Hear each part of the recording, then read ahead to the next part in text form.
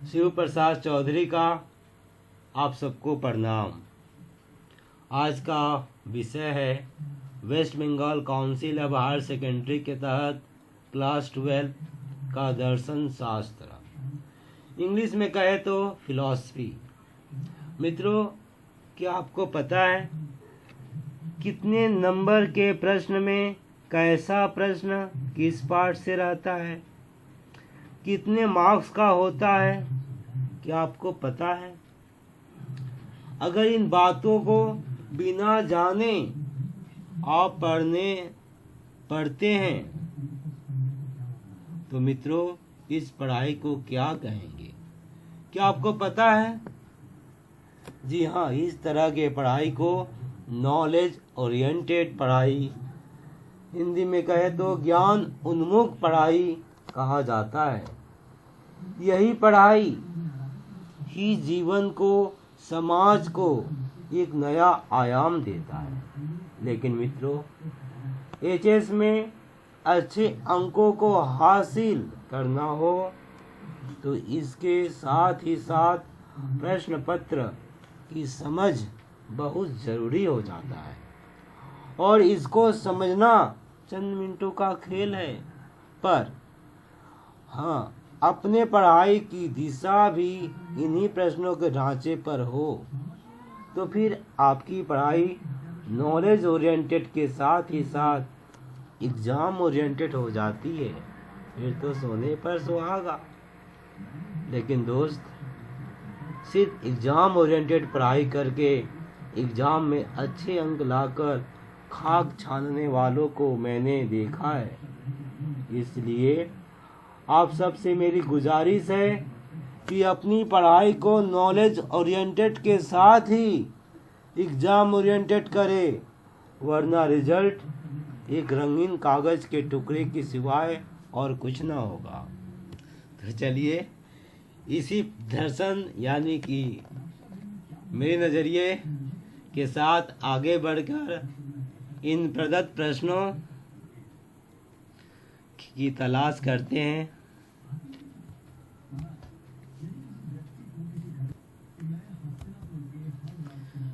Philosophy class 12 पूरी किताब को दो भागों में बांटा गया है, डिडक्टिव, इंडिडक्टिव।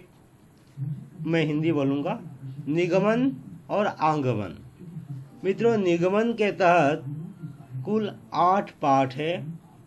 पहला युक्ति, दूसरा तर्क वाक्य, तीसरा तर्क वाक्यों का विरोध, चौथा साक्षात अनुमान, पांचवा है निरपेक्ष न्याय वाक्य, छठा है हेतुआश्रित तथा वैकल्पिक न्याय, सातवां है वुलियन विश्लेषण तथा वेन आकार, और आठवां पाठ है सत्यता फलन। जबकि आगमन के तहत 4 पाठ हैं। आगमन का स्वरूप पहला पाठ, दूसरा कारण, तीसरा मिल की प्रायोगिक जांच की विधियाँ, और आखिरी चौथा पाठ है आगमनात्मक दोष। इस तरह हम देख रहे हैं फिलॉसफी के 12 पाठों को 2 भागों में बांटा गया है, निगमन, आगमन। लेकिन मैं यहाँ आपकी जानकारी के लिए बता दूँ, फिलॉसफी के बड़े जो 5 प्रश्न हैं, जी हाँ, बड़े 5 प्रश्न, वे सिर्फ 5 पाठों से ही आता है। शेष एमसीक्यू और शॉर्ट आंसर टाइप अपने अपने पाठ के अनुसार जो निर्धारित किया गया है West Bengal Council of Higher Secondary के तरफ से। तो चलिए समझ लेते हैं चिड़िया उड़ाकर। ये रहा 12 पाठों के नाम और MCQ, short answer type question और बड़े प्रश्न।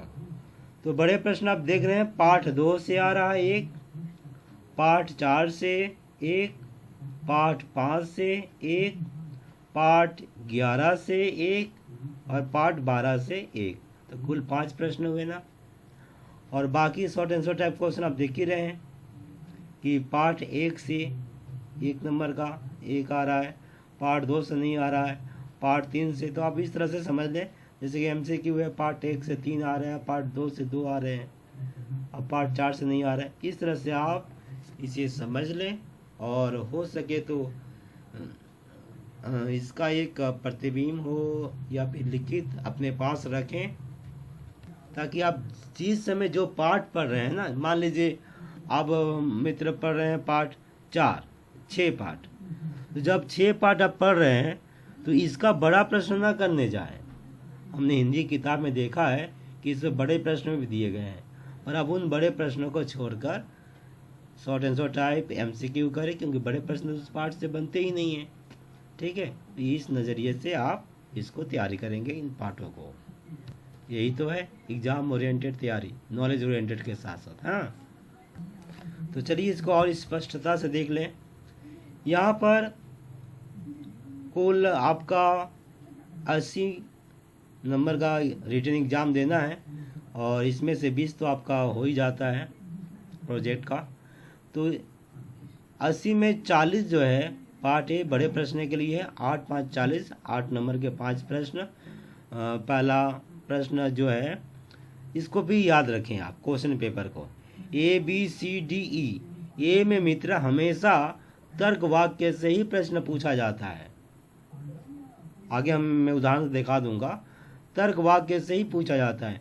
बी में हमेशा साक्षात अनुमान से प्रश्न पूछा जाता है।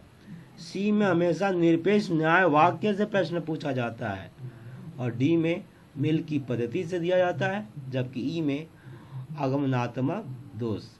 इन पांचों प्रश्न का जो स्वरूप होता है 2 तरह का होता है, अथवा करके 2 प्रश्न दिया जाता है। एक होता है सिद्धांत और दूसरा होता है उसका प्रैक्टिकल, थ्योरी और प्रैक्टिकल पर आधारित ये पांचों प्रश्न, अर्थात 10 प्रश्न बनते हैं इसके ऊपर, अथवा करके रहता है, आपको कोई एक बनाना होता है। तो जिन जिन पाठों का नाम दिया गया है वे पाठ उस क्वेश्चन नंबर में रहते हैं, और इसी आधार पर आप पिछले वर्षों के जो पेपर है, यानी कि आपका शुरुआत हुआ था ये 2014 से तो आया था, 2015 में नया पेपर आया था, 15 16 17 18 19 20, अब 21 जाएंगे देने के लिए। तो हर साल का पेपर आप देख सकते हैं कि इसका स्वरूप का इस तरह से है या नहीं। और आप पार्ट बी 40 मार्क्स का, इसमें से जो ए से X नंबर तक है, इसमें इमीडिएट इन्फ्रेंस और इंडक्टिव फैलेसी से नहीं पूछा जाता है कोई भी प्रश्न, और ए से P तक जो आपके 16 प्रश्न रहते हैं, इसमें proposition, categorical syllogism, Mill's method, inductive fallacy से नहीं रहेगा कोई भी प्रश्न। इससे और तो हम समझ गए, बस इतना ही है। मैं आपसे गुजारिश करूंगा आप अच्छी तरह से थोड़े से बातों को समझ लें, ध्यान में रख कर पढ़ाई करें। चलिए मैं उदाहरण के तौर पर मैं आपको 2018 का पेपर दिखा दे रहा हूँ। अभी तो आप हिंदी, बांग्ला और अंग्रेजी तीनों में भाषा में आप पेपर पाएंगे, और जो भी आपको दिक्कत हो हिंदी में तो आप अंग्रेजी देख लीजिएगा। चलिए मैं आपका आगे पेपर दिखाता हूँ। और एक बात यहाँ पर देखिए, साफ साफ लिखा हुआ है, पहला नंबर, संक्षिप्त तथा बिंदुवार सटीक उत्तर के लिए विशेष अंक दिया जाएगा। तो जो भी लिखे आप पॉइंट वाइज पॉइंट दे देकर हम सटीक लिखें। और अगला जो बताया गया है, स्पेलिंग मिस्टेक ना करें, वर्तनीय अशुद्धि, अव्यवस्थित तथा खराब लिखावट के मामले में अंक काटा जाएगा। एक तो याद करने समझने में इतना समय लग जाता है 12 महीना, ऊपर से आप हल्का सा ये मिस्टेक के कारण खराब लिखावट का आपका नंबर कट जाता है। तो मित्रों मैं आपसे गुजारिश करूंगा, पेंसिल लेकर अगर आपका लिखावट ठीक नहीं है तो उसको सुंदर करिए, मेहनत करिए लिखावट पर। अभी भी आपके पास बहुत समय है, छुट्टी भी चल रहा है, अब चाहे तो ये पूरा का पूरा आपके हाथ में है। अब बड़े हो गए हो, अपना रिकॉर्ड एकदम सुंदर कर लीजिए, मोतियों जैसा, है ना। और जो अंक रहेंगे वो अंक आपको मिलेंगे फुल मार्क्स से। तो ये है कुछ बातें जो बहुत ज़रूरी था, इसलिए मैंने कहा लिखावट पर तो ध्यान दें ही जरूर। ये रहा देखिए, ए में आपका ये जो क्वेश्चन देख रहे हैं, ये सिद्धांत पर है, उदाहरण पर है। सिद्धांत पर, उदाहरण पर, मतलब प्रैक्टिकल पर है।